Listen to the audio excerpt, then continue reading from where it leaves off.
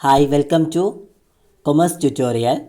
ഇന്ന് നമ്മൾ ഡിസ്കസ് ചെയ്യാൻ പോകുന്ന ടോപ്പിക്ക് +2 കൊമേഴ്സിലെ ബിസിനസ് സ്റ്റഡീസ് എന്ന സബ്ജക്റ്റാണ് നമ്മൾ ഡിസ്കസ് ചെയ്യുന്നത്. അതിലെ ഫസ്റ്റ് ചാപ്റ്ററായ nature and significance of the management എന്ന ചാപ്റ്ററാണ് നമ്മൾ ഡിസ്കസ് ചെയ്യുന്നത്. ഇന്ന് നമ്മൾ ഇവിടെ ഡിസ്കസ് ചെയ്യാൻ പോകുന്നത് ഫസ്റ്റ് ഓഫ് ഓൾ എന്താണ് മാനേജ്മെൻറ്റ്, അതിൻ്റെ ഫീച്ചേഴ്സ് എന്തൊക്കെയാണെന്നും അതിൻ്റെ ഇമ്പോർട്ടൻസ്, ഒബ്ജക്റ്റീവ്സ് ഇവയാണ് നമ്മൾ ഇന്ന് ഈ ഒരു വീഡിയോയിൽ ഡിസ്കസ് ചെയ്യുന്നത്. എന്താണ് management, what you mean by management? Management എന്ന് പറയുകയാണെങ്കിൽ it simply we can say that the management is a process of planning, decision making, organising, leading, motivation and controlling the human resources. ഒരു management എന്ന് പറഞ്ഞു കഴിഞ്ഞാൽ ഒരു പ്രോസസ്സാണ്, ഒരു പ്രക്രിയയാണ്. എന്തിനു വേണ്ടിയിട്ട്? ഒരു ഓർഗനൈസേഷൻ്റെ ലക്ഷ്യങ്ങൾ കാര്യക്ഷമമായും ഫലപ്രദമായും എത്തിക്കുന്നതിനുള്ള ചില പ്രോസസ്സുകളിലൂടെയാണ് ഒരു മാനേജ്മെൻറ്റ് കടന്നു പോകുന്നത്. ഒരു ഓർഗനൈസേഷൻ്റെ ഒബ്ജക്റ്റീവ്സ് കാര്യക്ഷമമായും ഫലപ്രദമായും എത്തിക്കുന്നതിന് planning, decision making, organising, leading, motivation and controlling ഇതിലൂടെയൊക്കെയാണ് ഒരു ഓർഗനൈസേഷൻ്റെ ഒബ്ജക്റ്റീവ് എത്രത്തോളം ഫലപ്രദമാണ്, എത്രത്തോളം കാര്യക്ഷമമുള്ളതാണ് എന്നുള്ളത് നമ്മൾ അറിയുന്നത്. അതുകൊണ്ട് തന്നെ അതിനെ നമ്മൾ എന്ത് പറയുന്നു? ഒരു മാനേജ്മെൻറ്റ് എന്ന് പറയുന്നു. ഒരു മാനേജ്മെൻറ്റ് എന്ന് പറഞ്ഞു കഴിഞ്ഞാൽ ഒരു പ്രോസസ്സാണ്. ഏതിലൊക്കെ കൂടി നടക്കുന്ന പ്രോസസ്സാണ്? Planning, organising, decision making, leading, motivation and controlling. ഈ പറയുന്ന പ്രോസസ്സ് അല്ലെങ്കിൽ ഫങ്ഷൻസ് എല്ലാം കൂടി ഇൻവോൾവ് ചെയ്താണ് ഒരു മാനേജ്മെൻറ്റ് എന്ന് പറയുന്നത്. ആ ഫങ്ഷൻസ് എന്തിനാണ് യൂസ് ചെയ്യുന്നത്? ഒരു ഓർഗനൈസേഷൻ്റെ ഒബ്ജക്റ്റീവ്സ് അത് ഫലപ്രദമായിട്ടും കാര്യക്ഷമമായിട്ടും എത്തിക്കുന്നതിനാണ് ആ ഒരു പ്രോസസ്സ് യൂസ് ചെയ്യുന്നത്. ഈ മാനേജ്മെൻറ്റ് എന്നുള്ളത് ഡിഫറെൻ്റ് ആയിട്ടുള്ള ഒപ്പീനിയൻസ് ഉണ്ട്. എന്ന് വെച്ച് കഴിഞ്ഞാൽ അത് രണ്ട് പേര് നമ്മളിവിടെ ഡിഫറെൻ്റ് ആയിട്ട് നിർവചിച്ചിട്ടുണ്ട് എന്താണ് മാനേജ്മെൻറ്റ് എന്നുള്ളത്. According to Mary Parker Follett, management is the art of getting things done through other people എന്ന് വെച്ച് കഴിഞ്ഞാൽ മേരി പാക്കർ നിർവചിച്ചിരിക്കുന്നത് മറ്റുള്ളവരുടെ കാര്യം നടത്തിക്കുന്ന ഒരു കലയെയാണ് മാനേജ്മെൻറ്റ് എന്ന് പറയുന്നത്. മറ്റുള്ളവരുടെ എന്ന് വെച്ചാൽ അതർ പേഴ്സൺസിൻ്റെ കാര്യങ്ങൾ അത് നടത്തിക്കുന്ന ഒരു ആർട്ടാണ് അല്ലെങ്കിൽ ഒരു കലയാണ് മാനേജ്മെൻറ്റ് എന്ന് പറയുന്നത്. അങ്ങനെയാണ് നമ്മുടെ മേരി പാർക്കർ മാനേജ്മെൻറ്റിനെ ഡിഫൈൻ ചെയ്തിട്ടുള്ളത്. Next, according to Peter F Drucker, whatever a manager does he does through decision making. Peter F Drucker നിർവചിച്ചിരിക്കുന്നത് ഇങ്ങനെയാണ്: ഒരു മാനേജർ ചെയ്യുന്നത് എന്തെല്ലാമാണോ അതെല്ലാം അയാളുടെ തീരുമാനം എടുക്കുന്നതിലൂടെയുള്ളതാണെന്നാണ് പറയുന്നത്. അയാൾ എന്താണ് ചെയ്യുന്നത് ആ ചെയ്യുന്നതെല്ലാം അയാളുടെ തീരുമാനങ്ങളായിരിക്കും. അതിനെയാണ് നമ്മൾ മാനേജ്മെൻറ്റ് എന്ന് പറയുന്നത്. അങ്ങനെയാണ് നമ്മുടെ പീറ്റർ എഫ് ഡക്കർ മാനേജ്മെൻറ്റിനെ ഡിഫൈൻ ചെയ്തിട്ടുള്ളത്. ഇനി എന്തെല്ലാം ക്യാരക്ടറിസ്റ്റിക്സ് ആണ് ഒരു മാനേജ്മെൻറ്റിനുള്ള, അല്ലെങ്കിൽ എന്തെല്ലാം സവിശേഷതകളാണ് ഒരു മാനേജ്മെൻറ്റ് നിർവഹിക്കുന്നത്? ഒന്നാമത്തേത്, management is goal oriented. Management എന്ന് പറയുകയാണെങ്കിൽ ഒരു ഗോൾ ഓറിയൻറ്റഡ് പ്രോസസ്സാണ്. കാരണം മാനേജ്മെൻറ്റ് എന്നത് എന്തെങ്കിലും ഒരു ലക്ഷ്യത്തെ കേന്ദ്രീകരിച്ചുള്ള ഒരു പ്രോസസ്സാണ് മാനേജ്മെൻറ്റ് എന്ന് പറയുന്നത്. Next, management is all pervasive എന്ന് വെച്ച് കഴിഞ്ഞാൽ മാനേജ്മെൻറ്റ് എന്നത് ഒരു സർവ്വവ്യാപിയാണെന്നാണ് പറയുന്നത്. പെർവേസീവ്, സർവ്വവ്യാപി എന്ന് വെച്ച് കഴിഞ്ഞാൽ മാനേജ്മെൻറ്റ് എല്ലാ തലത്തിലും ഉണ്ടാവുമെന്നാണ് പറയുന്നത്. Next, management is multi dimensional. Management എന്ന പ്രോസസ്സ് ഒരു മൾട്ടി ഡയമെൻഷണൽ ആക്ടിവിറ്റിയാണ്. എന്ന് വെച്ച് കഴിഞ്ഞാൽ ഒരു സ്ഥലത്ത് മാത്രം കേന്ദ്രീകരിച്ചായിരിക്കും ഒരു മാനേജ്മെൻറ്റിൽ. മൾട്ടി ഡയമെൻഷനാണ്. ഡിഫറെൻ്റ് ആയിട്ടുള്ള പാർട്സുകളിൽ എന്താണ് മാനേജ്മെൻറ്റ് ഉണ്ടായിരിക്കും, അല്ലെങ്കിൽ ഡയമെൻഷൻസിൽ മാനേജ്മെൻറ്റ് ഉണ്ടായിരിക്കും എന്നാണ് പറയുന്നത്. Next management is A continuous process. Management എന്ന് പറയുന്നത് ഒരു തുടർച്ചയായ പ്രക്രിയയാണ് അല്ലെങ്കിൽ ഒരു പ്രോസസ്സാണെന്നാണ് പറയുന്നത്. Management is A group activity. Management എന്ന് പറയുന്ന ഒരു ഗ്രൂപ്പ് ആക്ടിവിറ്റിയാണ്. ഒരു ഗ്രൂപ്പായിട്ടുള്ള ഒരു പ്രവർത്തനത്തെയാണ് മാനേജ്മെൻറ്റ് എന്ന് പറയുന്നത്. എന്ന് വെച്ച് കഴിഞ്ഞാൽ അങ്ങനെ ഗ്രൂപ്പായിട്ട് പ്രവർത്തിക്കുന്നത് എന്തിനാണ്? അതിൻ്റെ ഓരോ ആളുകൾക്കും ഡിഫറെൻ്റ് ആയുള്ള ഒപ്പീനിയൻസ് ആയിരിക്കും. അതിലുള്ള ബെറ്റർ ആയുള്ള ഒപ്പീനിയൻസ് നമുക്ക് എന്താണ് അതിലൂടെ സെലക്ട് ചെയ്യാൻ സാധിക്കും. Management is dynamic. Management is dynamic function എന്ന് പറയുകയാണെങ്കിൽ മാനേജ്മെൻറ്റിൻ്റെ എല്ലാ തരത്തിലുള്ള തത്വങ്ങൾ അല്ലെങ്കിൽ ഫിലോസഫികളൊക്കെ എന്താണ് ചലനാത്മകമാണെന്നാണ് പറയുന്നത്. ചലനാത്മകമായ ഫിലോസഫികളാണ് ഒരു മാനേജ്മെൻറ്റിലെ മെയിനായിട്ടുള്ള ഫങ്ഷൻ എന്ന് പറയുന്നത്. Next management is N intangible forces എന്ന് വെച്ച് കഴിഞ്ഞാൽ മാനേജ്മെൻറ്റ് എന്നത് ഒരു അദൃശ്യ ശക്തിയാണ് എന്നാണ് പറയുന്നത്. ഇൻടാഞ്ചിബിൾ ഫോഴ്സസ് എന്ന് പറയുന്നത് അദൃശ്യ ശക്തിയാണെന്നാണ് പറയുന്നത്. ഫോഴ്സ് ചെയ്യുക എന്ന് വെച്ച് കഴിഞ്ഞാൽ നമ്മൾ ടാഞ്ചിബിൾ ആയിട്ടായിരിക്കില്ല മാനേജ്മെൻറ്റ് എന്ന് പറയുകയാണെങ്കിൽ ഇൻടാഞ്ചിബിൾ ആയിരിക്കും എന്നാണ് പറയുന്നത്. Next needs and importance of management. First important ആണ് optimum utilisation of scarce resources. Resources like men, material, machine, money, etc. are scarce if not utilized logically and effectively. Profitability will be affected. എന്ന് വെച്ച് കഴിഞ്ഞാൽ ദുർബലമായ വിഭവങ്ങൾ പരമാവധി പ്രയോജനപ്പെടുത്തൽ ഒരു മാനേജ്മെൻറ്റിൻ്റെ മെയിനായിട്ട് important ആണ്. ദുർബലമായ വിഭവങ്ങൾ എന്ന് പറയുകയാണെങ്കിൽ optimal utilisation of scarce resource എന്ന് വെച്ച് കഴിഞ്ഞാൽ like the resources men, materials, machine, money. ഈ റിസോഴ്സസുകളൊക്കെ ഉപയോഗിക്കേണ്ട ടൈമിൽ എന്താണ് വളരെയധികം ഉപയോഗിക്കേണ്ടതാണ്. അവ എങ്ങനെ ഉപയോഗിക്കണം?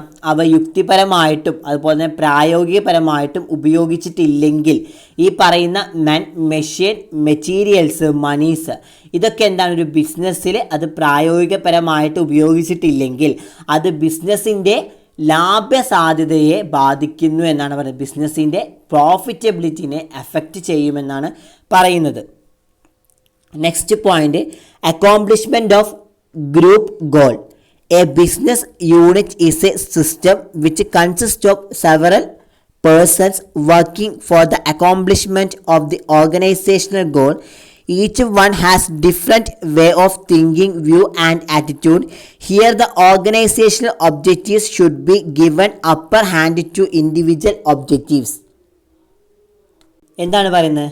ഒരു ബിസിനസ് ഇൻസ്റ്റിറ്റ്യൂഷൻ അല്ലെങ്കിൽ ഒരു സ്ഥാപനത്തിൻ്റെ അതിൻ്റെ ഒബ്ജക്റ്റീവ് പ്രാപ്തമാക്കാൻ വേണ്ടിയിട്ട് ആ ബിസിനസ്സിൽ തന്നെ ഒരു ഗ്രൂപ്പ് ആക്ടിവിറ്റി ക്രിയേറ്റ് ചെയ്യുക. അതിൻ്റെ ഒബ്ജക്റ്റീവ്സ് പ്രാപ്തമാക്കാൻ വേണ്ടിയിട്ട് ഒരു ഗ്രൂപ്പ് ആക്ടിവിറ്റി ആ ഒരു ബിസിനസ്സിൽ തന്നെ കണ്ടക്ട് ചെയ്യുക അല്ലെങ്കിൽ ഗ്രൂപ്പ് ആക്ടിവിറ്റി ആയിട്ട് പ്രവർത്തിക്കുക. അവരെന്താണ് പല വിധത്തിൽ ഈ ഗ്രൂപ്പിലുള്ള വ്യക്തികളൊക്കെ പല രീതിയിലും ചിന്തിക്കുന്ന വ്യക്തികളായിരിക്കും. അതുകൊണ്ട് തന്നെ അവിടെ എന്താണ് പലതരത്തിലുള്ള ആക്ടിവിറ്റീസ് അല്ലെങ്കിൽ പലതരത്തിലുള്ള സജഷൻസ് നമുക്ക് വരും. ആ സജഷൻസിലൂടെയൊക്കെ നമുക്ക് എന്താണ് ഒരു ബിസിനസ് നമുക്ക് ബെറ്ററാക്കി കൊണ്ടുവരാൻ പറ്റും. എന്ന് വെച്ച് കഴിഞ്ഞാൽ ഇവർ പറയുന്ന എന്ന് വെച്ച് കഴിഞ്ഞാൽ ഈ ഒരു ഗ്രൂപ്പ് ഓഫ് ആക്ടിവിറ്റീസിൽ ഉണ്ടാവുന്ന ലക്ഷ്യങ്ങളെ വ്യക്തിപരമായ ലക്ഷ്യങ്ങൾക്ക് ഉപരിയായിട്ട് കാണുന്നു എന്നാണ് പറയുന്നത്. നമ്മൾ സ്വന്തം വ്യക്തിപരമായിട്ട് നമ്മളൊരു ഒബ്ജക്റ്റ് ക്രിയേറ്റ് ചെയ്യുന്നതിനെക്കാട്ടിയും ഒരു ഗ്രൂപ്പ് ഓഫ് ആക്ടിവിറ്റി എല്ലാവരും കൂടിച്ചേർന്ന് ഒരു ഒബ്ജക്റ്റ് ക്രിയേറ്റ് ചെയ്യുകയാണെങ്കിൽ അത് ബിസിനസ്സിന് വളരെയധികം യൂസ്ഫുൾ ആയിരിക്കും എന്നാണ് പറയുന്നത്. Next point minimisation of cost. Minimization of cost is another important need of management. Minimization of cost through reducing the cost of production and increases efficiency of business. എന്ന് വെച്ച് കഴിഞ്ഞാൽ ചെലവ് കുറയ്ക്കുക എന്നത് മാനേജ്മെൻറ്റിൻ്റെ മറ്റൊരു പ്രധാനപ്പെട്ട ആവശ്യകതയാണെന്നാണ് പറയുന്നത്. ഒരു ബിസിനസ് അല്ലെങ്കിൽ ഒരു ബിസിനസ്സിലെ മാനേജ്മെൻറ്റിൻ്റെ പ്രധാനപ്പെട്ട ഒരു ആവശ്യകതയാണ് ചെലവ് കുറയ്ക്കുക എന്നുള്ളത്. ആ ചെലവ് കുറയ്ക്കുക ഏതിലൂടെയാണ്? കാര്യക്ഷമത വർദ്ധിപ്പിച്ചുകൊണ്ടും അതുപോലെ തന്നെ ഉൽപ്പാദനം എന്ന് വെച്ചാൽ പ്രൊഡക്ഷൻ്റെ ചെലവ് കുറച്ചുകൊണ്ടുമാണ് നമുക്കൊരു ബിസിനസ്സിൻ്റെ മൊത്തം ചെലവിനെ കുറയ്ക്കാൻ സാധിക്കുന്നത്. ഒരു ബിസിനസ്സിലെ മൊത്തം ചെലവിനെ നമുക്ക് കുറയ്ക്കാൻ സാധിക്കുന്ന ഏതൊക്കെ രീതിയിലാണ്? കാര്യക്ഷമത വർദ്ധിപ്പിക്കലും അതുപോലെ തന്നെ എന്താണ് ഉൽപ്പന്നങ്ങളുടെ വില അല്ലെങ്കിൽ പ്രൊഡക്റ്റിൻ്റെ വില എന്താണ് കുറച്ചുകൊണ്ടുമാണ് ഒരു ബിസിനസ്സിൻ്റെ മൊത്തം ചെലവിനെ നമുക്ക് കുറയ്ക്കാൻ സാധിക്കുക എന്നാണ് പറയുന്നത്. Next point, management helps in the development of the society എന്ന് വെച്ച് കഴിഞ്ഞാൽ management has some social responsibilities towards society. It fulfil several objectives like providing employment, providing good quality products at reasonable price. ഈ management എന്ന് പറയുന്നത് അവർക്ക് എന്താണ്, നമ്മുടെ സൊസൈറ്റിനോട് ചില റെസ്പോൺസിബിലിറ്റീസ് ഉണ്ട്, അല്ലെങ്കിൽ ഉത്തരവാദിത്തങ്ങളുണ്ട്. എന്ന് വെച്ച് കഴിഞ്ഞാൽ തൊഴിലവസരങ്ങൾ നൽകുക, അതുപോലെ തന്നെ ഗുണമേന്മയുള്ള ഉൽപ്പന്നങ്ങൾ ന്യായമായ വിലയ്ക്ക് കൊടുക്കുക തുടങ്ങിയ കാര്യങ്ങളാണ് ഒരു മാനേജ്മെൻറ്റ് സമൂഹത്തിന് വേണ്ടി ചെയ്യുന്നത്. മാനേജ്മെൻറ്റ് ഒരു സൊസൈറ്റിക്ക് വേണ്ടി ചെയ്യുന്നത് എന്തൊക്കെയാണ്? നമ്മൾ തൊഴിലവസരങ്ങൾ കൊടുക്കുക, അതുപോലെ തന്നെ ഗുണമേന്മയുള്ള പ്രോഡക്ട്സ് ന്യായമായ വിലയ്ക്ക് കൊടുക്കുക എന്നിവയാണ് ഒരു മാനേജ്മെൻറ്റ് കാര്യമായ എന്ന് വെച്ചാൽ മാനേജ്മെൻറ്റ് കാര്യങ്ങൾ കൂടുതലായിട്ട് മുന്നോട്ട് പോകണമെങ്കിൽ ഒരു സമൂഹത്തിന് അതിൻ്റേതായിട്ടുള്ള നിലയും വിലയും ഉണ്ടാവണം. അതിന് വേണ്ടിയിട്ട് നമ്മൾ ചില റെസ്പോൺസിബിലിറ്റീസ് എന്താണ് ഉണ്ട്. അതാണ് തൊഴിലവസരങ്ങൾ കൊടുക്കുക, അതുപോലെ തന്നെ ഗുണമേന്മയുള്ള ഉൽപ്പന്നങ്ങൾ ന്യായമായ വിലയ്ക്ക് നൽകുക തുടങ്ങിയ കാര്യങ്ങളാണ് ഒരു മാനേജ്മെൻറ്റ് സമൂഹത്തിന് വേണ്ടി ചെയ്യുന്നത് എന്നാണ് പറയുന്നത്. Next last and final point എന്ന് പറഞ്ഞു കഴിഞ്ഞാൽ ബ്രിങ്സ് സ്റ്റെബിലിറ്റി ഇൻ ബിസിനസ് എന്ന് വെച്ച് കഴിഞ്ഞാൽ ബിസിനസ്സിന് ഒരു സ്റ്റേബിൾ ഉറപ്പാക്കണം എന്നാണ് പറയുന്നത്. ഏതൊരു ബിസിനസ്സിനാണെങ്കിൽ ആ ബിസിനസ്സിന് ഒരു സ്റ്റെബിലിറ്റി ഉണ്ടായിരിക്കണം എന്നാണ് പറയുന്നത്. സ്റ്റെബിലിറ്റി എന്ന് പറയുകയാണെങ്കിൽ സ്ഥിരത ഉണ്ടായിരിക്കണം എന്നാണ് പറയുന്നത്. The business is a dynamic activity. It must adapt itself to changing or fluctuating environment. Every business faces so many changes like government policies, consumer taste, competitor policies, etc. So the management stabilizes fluctuations of the business. എന്ന് വെച്ച് കഴിഞ്ഞാൽ ബിസിനസ്സിൽ വരുന്ന മാറ്റങ്ങൾ എന്ന് വെച്ച് കഴിഞ്ഞാൽ മാറ്റങ്ങളിനനുസരിച്ചായിരിക്കണം ഒരു ബിസിനസ് മുന്നോട്ട് പോകേണ്ടത്. ഒരുപാട് മാറ്റങ്ങൾ എന്താണ് ഒരു ബിസിനസ്സിനെ അഭിമുഖീകരിക്കേണ്ടതുണ്ട്. സർക്കാരിൻ്റെ നയങ്ങൾ അഥവാ ഗവൺമെൻറ് പോളിസീസിൽ വരുന്ന മാറ്റങ്ങൾ, അതുപോലെ തന്നെ കസ്റ്റമേഴ്സിൻ്റെ ടേസ്റ്റിൽ വരുന്ന മാറ്റങ്ങൾ, ഡിഫറെൻറ്റ് ഇഷ്ടാനിഷ്ടങ്ങൾ ഉണ്ടായിരിക്കും കസ്റ്റമേഴ്സിന്. അതിൻ്റെ പ്രൊഡക്ഷൻസിൻ്റെ ടേസ്റ്റ് അല്ലെങ്കിൽ എന്തിൻ്റെ ടേസ്റ്റ് ആണെങ്കിലും കൺസ്യൂമേഴ്സ് എന്താണ് ഡിഫറെൻ്റ് ആയിട്ടുള്ള ടേസ്റ്റ് ഉണ്ടായിരിക്കും. അതുപോലെ തന്നെ കോമ്പറ്റീറ്റർ പോളിസീസ്, ഇതൊക്കെ എന്താണ് കോമ്പറ്റീറ്റർ പോളിസി എന്ന് പറയുകയാണെങ്കിൽ എതിരാളികളുടെ നയങ്ങളിൽ വരുന്ന മാറ്റം, അതാണ് കോമ്പറ്റീറ്റർ പോളിസി എന്ന് ഉദ്ദേശിക്കുന്നത്. തുടങ്ങിയവ ബിസിനസ്സിനെ ബാധിക്കുന്നു. അതുകൊണ്ട് തന്നെ ബിസിനസ് താഴ്ചകളെയും ഉയർച്ചകളെയും യഥാവിധി നേരിട്ട് ബിസിനസ്സിന് സ്റ്റെബിലിറ്റി ഉണ്ടാകുന്നത് ഒരു മാനേജ്മെൻ്റ് ആണെന്നാണ് പറയുന്നത്. നമ്മുടെ ഈ ഒരു എല്ലാ കാര്യങ്ങളും ബാധിക്കുമ്പോൾ എന്ന് വെച്ച് കഴിഞ്ഞാൽ ഈ പറയുന്ന എംപ്ലോയ്മെൻറ്റിൻ്റെ അല്ലെങ്കിൽ ഗവൺമെൻറ് പോളിസീസിൽ വരുന്ന മാറ്റങ്ങളും അതുപോലെ തന്നെ കസ്റ്റമേഴ്സ് ടേസ്റ്റിൽ വരുന്ന മാറ്റങ്ങളൊക്കെ നമ്മളൊരു ബിസിനസ്സിനെ ബാധിക്കുന്നുണ്ട് എന്നാണ് പറയുന്നത്. അതുകൊണ്ട് തന്നെ എന്താണ് ഒരു ബിസിനസ്സിൻ്റെ താഴ്ചകളെയും ഉയർച്ചകളെയും യഥാവിധി നമുക്ക് എന്താണ് നേരിട്ട് ബിസിനസ്സിന് ഒരു സ്റ്റെബിലിറ്റി ഉണ്ടാക്കുന്നത് ഒരു മാനേജ്മെൻ്റ് ആണ് എന്നാണ് പറയുന്നത്. Next topic objectives of management. Objectives of management എന്ന് പറയുകയാണെങ്കിൽ ഈ ഒബ്ജക്റ്റീവ്സ് ഓഫ് മാനേജ്മെൻറ്റ് നമ്മൾ മാനേജ്മെൻറ്റ് കേസിൽ 3 ഡിവൈഡ് ചെയ്തിട്ടുണ്ട്.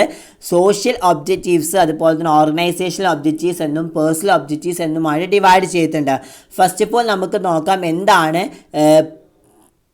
ഓർഗനൈസേഷണൽ ഒബ്ജക്റ്റീവ് എന്ന് പറയുകയാണെങ്കിൽ the main objectives of any organisation should be to utilise human and material resources to the maximum possible advantages, that is to fulfill the economic objectives of a business. ഒരു ഓർഗനൈസേഷൻ്റെ അല്ലെങ്കിൽ ഒരു സ്ഥാപനത്തിന് ലഭ്യമാകുന്ന വിഭവങ്ങൾ പരമാവധി ഉപയോഗപ്പെടുത്തുക എന്നതാണ് മാനേജ്മെൻറ്റിൻ്റെ സംഘടനാ ലക്ഷ്യം അഥവാ സാമ്പത്തിക ലക്ഷ്യം എന്ന് പറയുന്നത്. എന്നുവെച്ചാൽ ഓർഗനൈസേഷണൽ ഒബ്ജക്റ്റീവ് എന്നതുകൊണ്ട് ഉദ്ദേശിക്കുന്നതെന്ന് പറഞ്ഞാൽ സംഘടനാ ലക്ഷ്യം എന്നാണ് പറയുന്നത് മലയാളത്തിൽ പറഞ്ഞു കഴിഞ്ഞാൽ. ഒരു മെയിൻ ആയിട്ടുള്ള എൻ്റെ ഒബ്ജക്റ്റീവ് എന്താണ്? ഒരു ഓർഗനൈസേഷനിൽ ലഭ്യമാകുന്ന ഹ്യൂമൻ ആൻഡ് മെറ്റീരിയൽ റിസോഴ്സസ്, ആ മെറ്റീരിയൽ റിസോഴ്സ് എന്താണ്? പരമാവധി ഉപയോഗപ്പെടുത്തുക എന്നതാണ് ഒരു മാനേജ്മെൻറ്റിൻ്റെ മെയിൻ ആയിട്ടുള്ള ഓർഗനൈസേഷൻ, ഒരു മാനേജ്മെൻറ്റിലെ ഓർഗനൈസേഷൻ്റെ മെയിൻ ആയിട്ടുള്ള ലക്ഷ്യം അല്ലെങ്കിൽ അതിൻ്റെ സാമ്പത്തിക ലക്ഷ്യം എന്ന് പറയുന്നത്. അതിൽ വരുന്ന ഹ്യൂമൻ ആക്ടിവിറ്റീസിൽ വരുന്ന മെറ്റീരിയൽ റിസോഴ്സ് എന്താണ്? മെയിനായിട്ട് യൂട്ടിലൈസ് ചെയ്യുക, പരമാവധി യൂട്ടിലൈസ് ചെയ്യുക. അതാണ് ഒരു ഓർഗനൈസേഷൻ്റെ ഒബ്ജക്റ്റീവ് എന്ന് പറയുന്നത്. നെക്സ്റ്റ് ഒബ്ജക്റ്റീവ് എന്നാണ് പറയുന്നത് social objectives are. It involves the creation of benefit for society as a part of society. Every organization, whether it is business or non-business, has a social obligation to fulfill. ഒരു ബിസിനസ്സിൻ്റെ നിലനിൽപ്പിന് ആ സ്ഥാപനത്തിൻ്റെ സാമൂഹ്യ പരിസ്ഥിതിയുമായി ബന്ധപ്പെട്ട് നിൽക്കുന്നു. അതുകൊണ്ട് തന്നെ എല്ലാ സ്ഥാപനങ്ങൾക്കും സാമൂഹ്യ പ്രതിബദ്ധത ഉണ്ടെന്ന് പറയാമെന്നാണ് പറയുന്നത്. സോഷ്യൽ ഒബ്ജക്റ്റീവ്സ് എന്നതുകൊണ്ട് ഉദ്ദേശിക്കുന്നത് ഒരു ബിസിനസ്സിൻ്റെ നിലനിൽപ്പിനെ മെയിനായിട്ട്, ഒരു ഓർഗനൈസേഷൻ്റെ നിലനിൽപ്പിന് മെയിനായിട്ട് വേണ്ട സംഭവമാണെന്ത്? സോഷ്യൽ എൻവയോൺമെൻറ്റ്, സാമൂഹ്യ പരിസ്ഥിതിയുമായിട്ട് ബന്ധപ്പെട്ട് നിൽക്കുന്നതാണ് ഒരു ബിസിനസ് അല്ലെങ്കിൽ ഒരു മാനേജ്മെൻറ്റ് എന്നുള്ളത്. അതെന്താണ്? ആ ഒരു ഓർഗനൈസേഷനിൽ സാമൂഹ്യ പ്രതിബദ്ധത ഉണ്ടെന്ന് ഉറപ്പ് വരുത്തണം അല്ലെങ്കിൽ സാമൂഹ്യ പ്രതിബദ്ധത ഉണ്ടെന്ന് പറയാമെന്നാണ് പറയുന്നത്. ഒരു ബിസിനസ്സിൻ്റെ നിലനിൽപ്പിന് മെയിനായിട്ട് വേണ്ടതാണ് അതിൻ്റെ പരിസ്ഥിതി അല്ലെങ്കിൽ സാമൂഹ്യ പരിസ്ഥിതിയുമായിട്ട് ബന്ധപ്പെട്ടതാണ് ഒരു സോഷ്യൽ ഒബ്ജക്റ്റീവ്സ് എന്ന് പറയുന്നത്.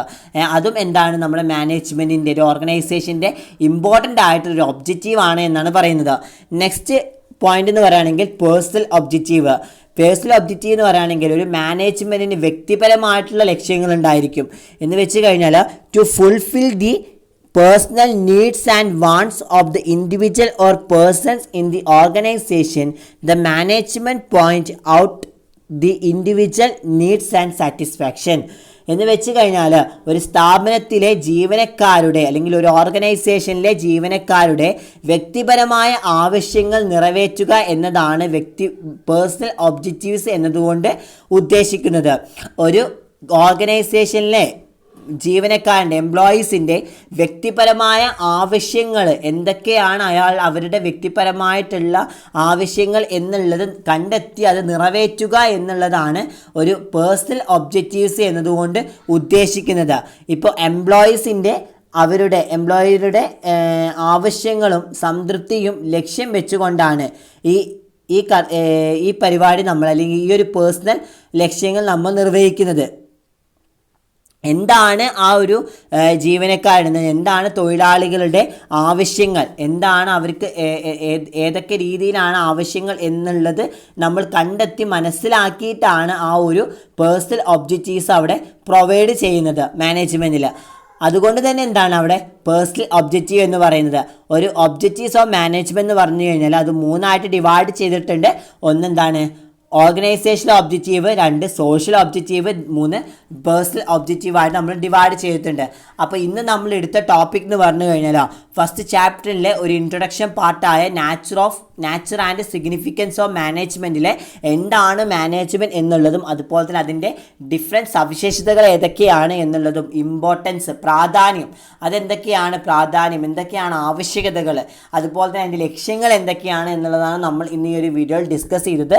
അപ്പോൾ എല്ലാവർക്കും ഇഷ്ടപ്പെട്ടിട്ടുണ്ടെങ്കിൽ നിങ്ങൾ താഴെ ലൈക്ക് ചെയ്യുക. അതുപോലെ തന്നെ എന്തെങ്കിലും തരത്തിലുള്ള ഡൗട്ട്സ് നിങ്ങൾക്ക് ഉണ്ടെങ്കിൽ നിങ്ങൾ താഴത്തെ കമൻറ്റ് ബോക്സിൽ രേഖപ്പെടുത്തേണ്ടതാണ്. ഞാൻ അടുത്ത വീഡിയോ ചെയ്യുമ്പോൾ നിങ്ങൾക്ക് അത് പറഞ്ഞു തരുന്നതായിരിക്കും. അപ്പോൾ എല്ലാവരും ഷെയർ ചെയ്യുക, സബ്സ്ക്രൈബ് ചെയ്യുക, ലൈക്ക് ചെയ്യുക. അപ്പോൾ thank you my dear students. Next video നമ്മൾ അടുത്ത പാർട്ട് ഡിസ്കസ് ചെയ്യുന്നതായിരിക്കും.